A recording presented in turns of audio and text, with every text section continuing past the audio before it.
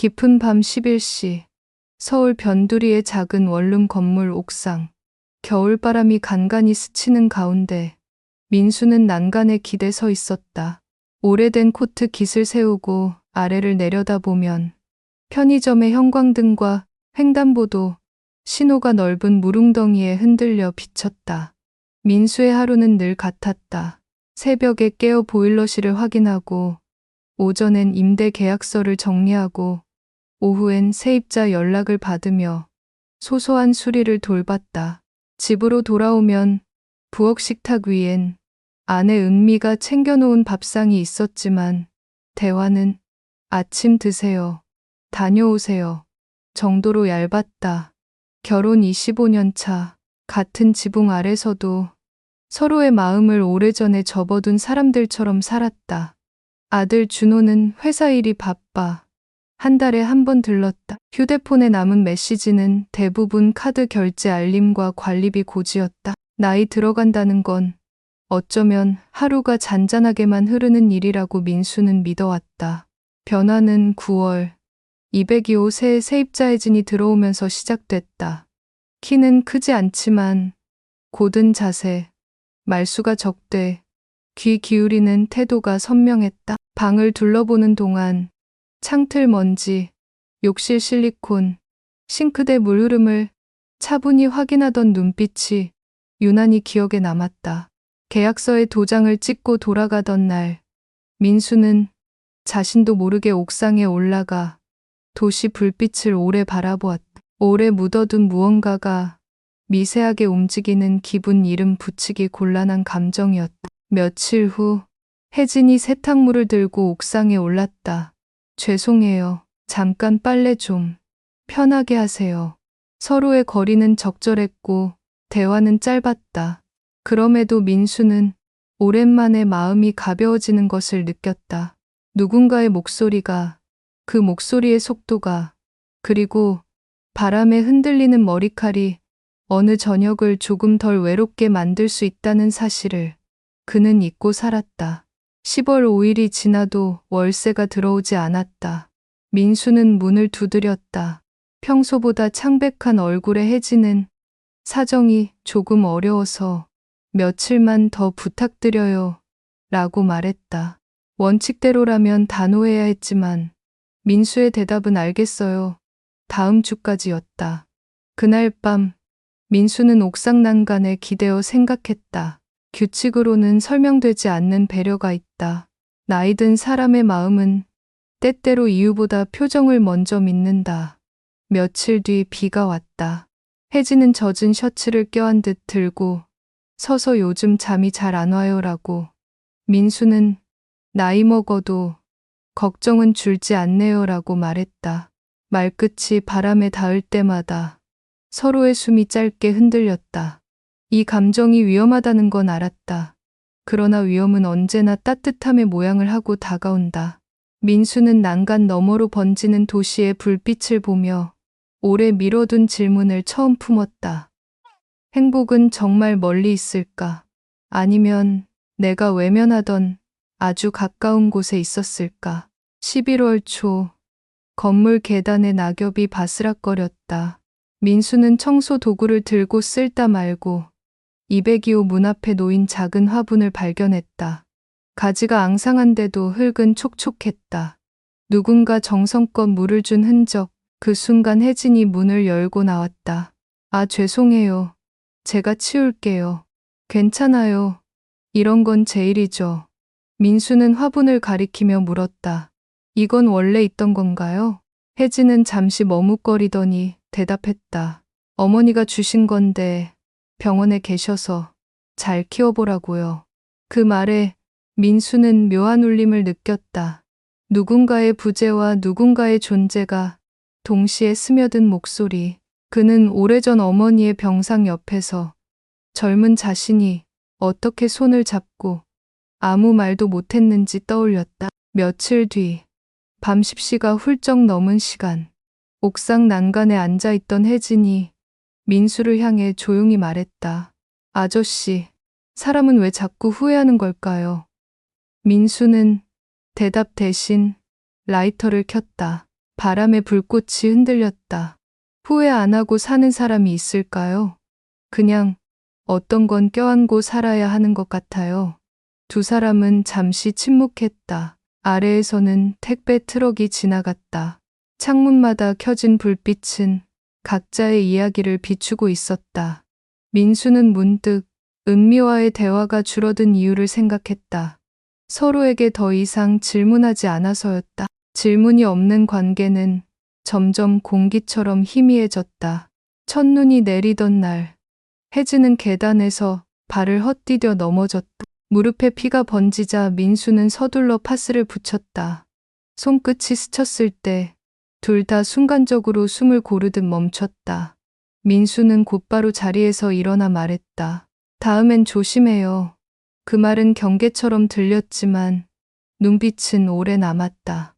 그날 밤 은미가 식탁에 놓아둔 된장국을 먹으면서도 민수는 이상하게 목이 메었다. 국물 속에서 올라오는 김이 마치 숨겨둔 마음을 들킨 듯 흐려 보였다. 겨울이 깊어갈수록 옥상은 둘만의 은신처처럼 변했다. 담배 연기, 세탁물, 가끔씩 들려오는 웃음소리. 민수는 자신이 무언가를 잃어가고 있음을 알았다. 동시에 오래 묵은 삶의 틈새에서 작게 피어나는 빛을 놓치고 싶지 않았다. 그는 스스로에게 되뇌었다. 이건 잘못일까? 아니면 나를 살아있게 만드는 유일한 흔적일까? 12월 성탄절을 앞둔 주말 저녁. 건물 입구에는 작은 트리가 세워져 있었고 세입자 아이들이 반짝이는 전구를 만지며 웃고 있었다. 민수는 그 옆에서 어깨를 움츠린 채 담배를 끄고 있었다. 그때 혜진이 장바구니를 들고 나타났다. 메리 크리스마스 아저씨. 웃음 속엔 묘하게 지친 그림자가 묻어 있었다. 민수는 잠시 머뭇거리다가 말했다. 혹시 저녁 같이 먹을래요? 집에서. 말이 나오자마자 스스로도 놀랐다. 혜진은 고개를 숙인 채 짧게 대답했다. 괜찮으시다면요. 은미는 친척 모임으로 집을 비웠다. 집안은 오랜만에 낯설 만큼 조용했다. 식탁 위엔 두 접시의 반찬과 따뜻한 국이 놓였다. 혜진은 젓가락을 들다가 문득 말했다. 혼자 드실 줄 알았는데요. 민수는 웃어 보였다. 혼자 먹는 게 익숙해져서 사실 별 의미 없었어요. 서로의 말끝마다 쌓여있던 고독이 흘러나왔다. 잠시 정적이 흐른 뒤 혜진이 낮은 목소리로 속삭였다. 사람이 옆에 있다는 게 이렇게 다를 줄 몰랐어요.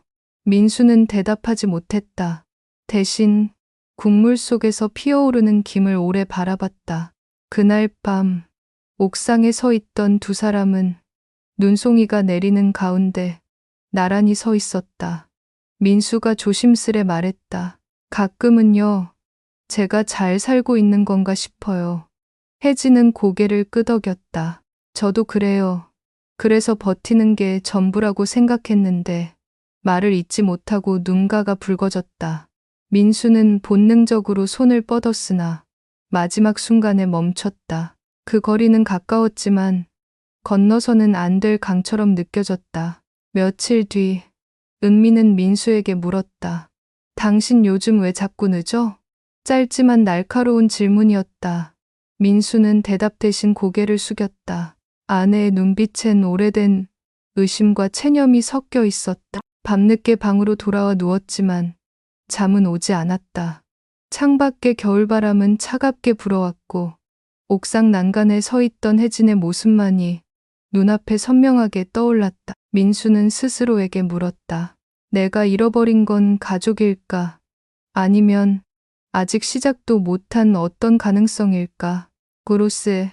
그리고 해가 바뀌던 순간 새의 폭죽이 도시 하늘을 밝히자 옥상에 홀로 서 있던 민수의 눈가에 묘한 빛이 스쳤다.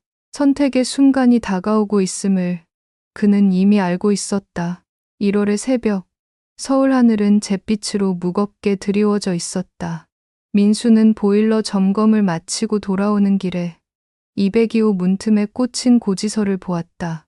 연체 안내. 잠시 멈칫하던 순간 문이 열리며 혜진이 나타났다. 얼굴은 더 수척했고 두 눈 밑은 퀭했다. 아저씨, 죄송해요. 이번 달도 조금만. 민수는 말없이 고개를 끄덕였다. 그러나 그 순간 마음 한편에서 무너져 내리는 소리를 들었다. 책임과 연민, 원칙과 욕망이 뒤엉켜 답없는 수수께끼처럼 가슴을 눌렀다. 며칠 후 은미가 방 한쪽을 정리하며 말했다. 당신 옥상에 왜 그렇게 자주 올라가? 밤마다 추운데. 민수는 대답을 삼켰다. 설명할 수 없는 일들이 늘어만 갔다. 은미의 눈빛엔 이미 오래된 거리감이 담겨 있었다. 그날 밤 그는 거실 불을 꺼놓고 혼자 술을 마셨다. 술잔에 비친 자신의 얼굴은 낯설고 비겁해 보였다. 설 연휴 준호가 집에 왔다. 아들은 무심히 던졌다. 아버지, 요즘 얼굴이 왜 이렇게 지쳐 보여요? 건강 챙기셔야죠. 민수는 웃으며 괜찮다 했지만 속으론 오래된 균열이 더 크게 벌어지고 있음을 느꼈다. 가족과의 식탁에서조차 혜진의 웃음소리와 눈빛이 자꾸만 떠올랐다. 2월, 눈발이 흩날리던 저녁, 옥상에서 혜진이 조용히 말했다. 저 여기서 오래 못 있을 것 같아요. 어머니 상태가 더 안 좋아지셔서. 민수는 가슴이 철렁 내려앉았다. 말문이 막혀 아무 대답도 못했다. 단지 바람에 휘날리는 목도리 끝만 바라보았다. 그 순간 그는 알았다. 붙잡아야 할 것은 사람이 아니라 자신이 흘려보낸 세월과 책임이라는 것을. 그러나 깨달음은 늘 늦게 찾아왔다. 며칠 뒤 민수는 빈 옥상에 홀로 서 있었다. 빨래줄은 비어 있었고 바람만이 서걱이며 지나갔다. 그는 손에 쥔 열쇠를 내려다보았다. 수십 년간 건물의 문을 열고 닫으며 살아왔지만 정작 자신의 마음의 문은 끝내 열어보지 못했다는 사실이 서글프게 다가왔다. 그날 밤 은미가 잠든 옆에서 민수는 오랜만에 아내의 손등을 가만히 잡았다. 은미는 꿈결에 움찔했으나 손을 거두지 않았다. 민수는 속으로 속삭였다. 늦었을까? 아니면 아직 가능할까? 도시는 여전히 불빛으로 가득했지만 민수의 눈에는 처음으로 그 빛이 조금 따뜻하게 번져 보였다. 그의 삶은 다시 질문 앞에 서 있었다. 행복은 정말 멀리 있는 게 아니라 내가 붙잡으려 하지 않았던 아주 가까운 곳에 있던 것은 아닐까. 3월, 봄바람이 스산하게 불어오는 저녁, 건물 앞 골목의 벚나무 가지에는 아직 꽃이 피지 않았지만 가지 끝이 부풀어 오르고 있었다. 민수는 습관처럼 옥상으로 향했다. 그러나 그곳에는 더 이상 혜진의 세탁물도 웃음소리도 없었다. 빨래줄에 매달린 건 겨울 내내 얼었던 흔적뿐. 그는 난간에 기대서서 발밑으로 스쳐 지나가는 사람들의 그림자를 오래 바라보았다. 며칠 후 202호의 빈 방을 청소하며 혜진이 남기고 간 작은 화분을 발견했다. 앙상하던 가지 사이로 연두빛 새싹이 움트고 있었다. 민수는 무심코 손끝으로 잎을 쓰다듬었다. 그 순간 불현듯 깨달았다. 자신이 기다린 것은 사람이 아니라 잊고 있던 변화의 기운이었다는 것을.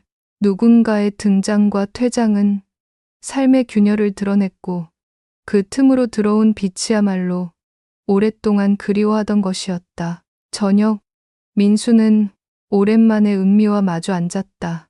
식탁 위에는 단출한 반찬 몇 가지가 놓여 있었다. 그는 조심스럽게 말을 꺼냈다. 우리 예전엔 뭐 그렇게 바쁘지도 않았는데 왜 이렇게 말이 줄었을까? 은미는 놀란 듯 고개를 들었다. 한참을 망설이다가 답했다. 당신이 먼저 묻지 않았잖아요. 나도 점점 말할 게 없어졌고. 짧은 대화였지만 그것만으로도 방 안의 공기가 달라졌다. 민수는 오래된 결심을 되뇌듯 말했다. 앞으로는 나도 좀 묻고 싶어. 당신 하루가 어땠는지, 무슨 생각을 했는지. 은미는 대답 대신 밥그릇을 살짝 밀어주었다. 눈빛 속에는 아주 작은, 그러나 분명한 따뜻함이 스며 있었다. 봄비가 내리던 날, 민수는 옥상 난간에 서서 빗방울에 젖어가는 도시, 불빛을 바라보았다. 그는 더 이상 혜진의 빈자리에 매달리지 않았다. 대신 곁에 있으면서도 놓치고 있던 사람을 향해 마음을 열기로 했다. 삶은 여전히 단조롭고 내일도 관리비 고지서와 고장난 수도꼭지가 기다릴 것이다. 하지만 민수는 알았다. 행복은 멀리 있지 않았다. 늘 곁에 있었지만 자신이 질문하지 않고 바라보지 않았을 뿐이었다.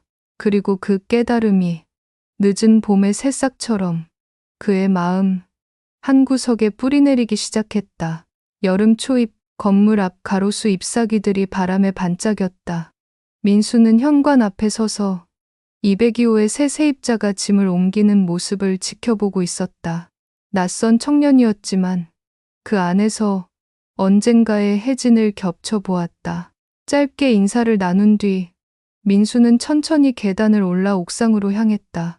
옥상 난간에 기대어 서 있자 도시의 소음이 멀리서 밀려왔다.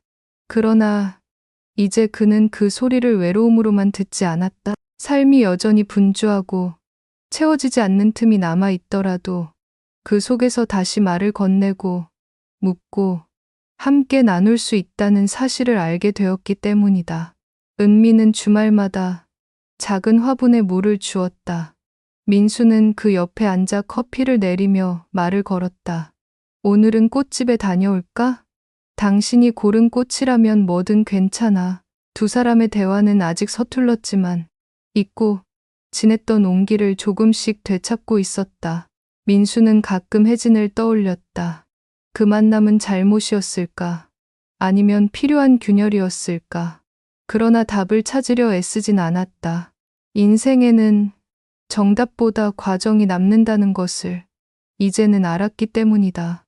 그는 옥상 난간 너머로 저무는 노을을 바라보며 속으로 중얼거렸다. 행복은 먼 곳에 있지 않았다. 늘 곁에 있었는데 내가 눈을 감고 있었던 거지. 그리고 바람이 불었다. 오래 묵은 어둠을 스쳐보내듯 새로운 계절의 기운이 그의 얼굴을 밝게 스쳤다.